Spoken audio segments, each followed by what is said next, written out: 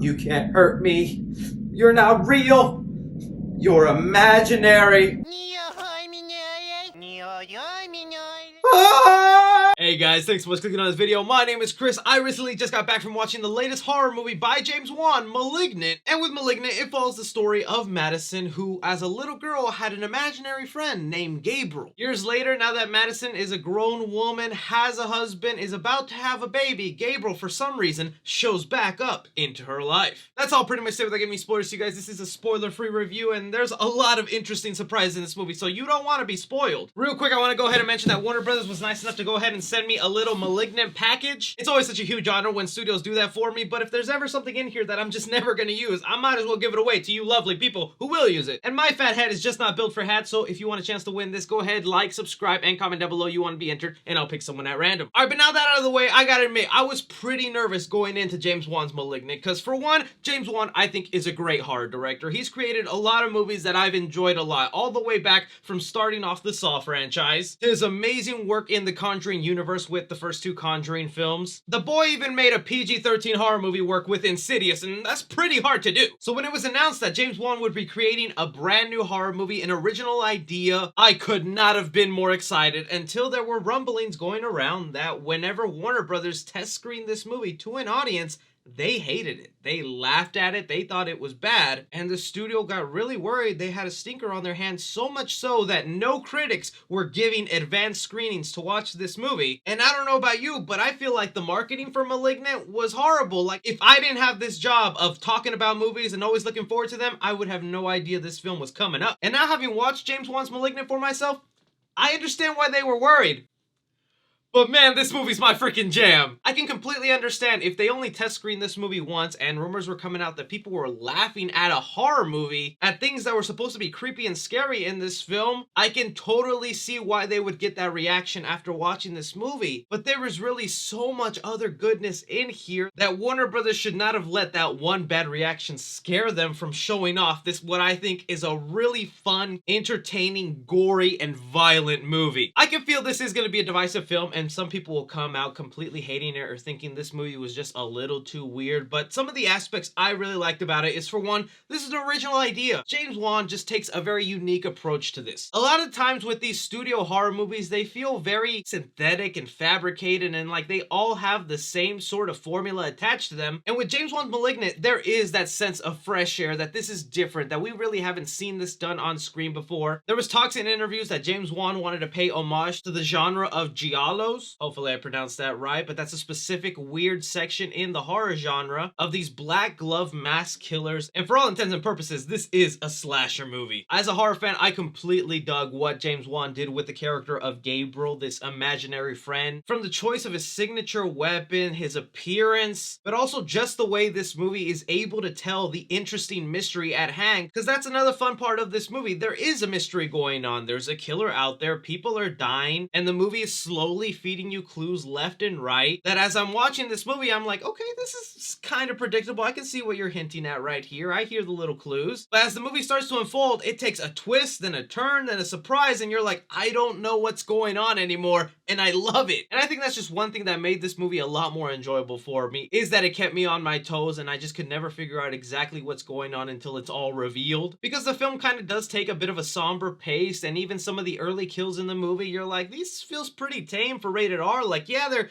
kind of gory and graphic, but it's all in the brilliance of what James Wan is doing, where there is a big payoff once things are revealed, and then it's just insane carnage. I don't want to give anything away, but for those of you who have seen the movie, the prison sequence, like, I just had the biggest dumb grin on my face, laughing a little bit, because I do enjoy gore. I like seeing people get slashed around and having bones broken in the weirdest ways, and that might be something that turns people off. But to me, it was kind of like sitting at a sporting event where I'm just kind of cheering on, going, oh, but yes, do it, do it! But at the same time, I can also understand why this not might be a universally loved movie, and it could just probably end up being a cult classic, where maybe only a large chunk of the horror fan base are just gonna fall in love with this movie, are gonna be begging for more, and just wants to see Gabriel over and over. Because I think that is one thing James Wan was able to pull off here, is that Gabriel has the potential to be a horror icon in the same way Freddy Krueger, Michael Myers, or Jason Voorhees is. But some of the things that are holding it back from being universally loved is there is a campy factor factor in this movie. Now, the word campy sometimes automatically has a negative connotation to people if you call a movie campy, but in this instance, it was almost comforting for me, and it was almost nostalgic and throwback, because at times it almost felt like I was watching a movie that was made in the late 90s or early 2000s. There's a lot of interesting stylistic choices that were made here that kind of just give a cheesy vibe in this film. Like something, for instance, there'd be like over dramatic music with a zoom in, pan in. Something like,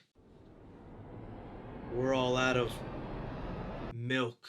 Pair it up with some of the dialogue in this movie that only enhances the campy factor. It's done in such a way where I feel like it's intentional. Because like I said, this is James Wan, who made the first two Conjuring movies that feel nothing at all like campy or slightly cheesy films. They have like a dead serious vibe to them that help enhance the films. And on this end, it felt like James Wan wanted to take a bit of a turn, and it's like, horror movies can be fun and thrilling. Along with that, just like I was mentioning, I like the interpretation of Gabriel and everything involved with the backstory and the explanation of this mysterious killer in the movie. Some people are for sure going to be laughing at him, let's just say because of his anatomy. There are moments where Gabriel is going ahead and doing his thing, and you just can't help but laugh for the wrong reasons because of the way they decided to portray him. And at the same time, because of the anatomy of Gabriel, they heavily cover him with some CGI where at times on screen he comes off looking like a video game character that's just moving around. And that's why I think a lot of the campiness was done intentionally, because, well, Gabriel by nature in the way he's explained in this movie is just sort of a campy slasher, and I don't think that has to be a bad thing. But I'm not gonna argue anybody who says, yeah, he was just kind of whack, wasn't scary at all. If I saw that thing coming after me, I'd laugh and kick it. So I'm not gonna blame you if this movie just wasn't your thing, or you just didn't like that sort of vibe that the movie was going for, and you were just hoping for a lot more serious tone in here. Because that's kind of what the trailers gave off. It felt very serious, and knowing some of Wan's previous work, they might feel a little cheated. But to me, it was a risk and stylistic choice that Wan made that made me end up liking this movie a whole lot. Something I feel like I could put on around Halloween and just kind of have fun with, but also be kind of enthralled with the story and lore he builds in here. It's not gonna be for everybody,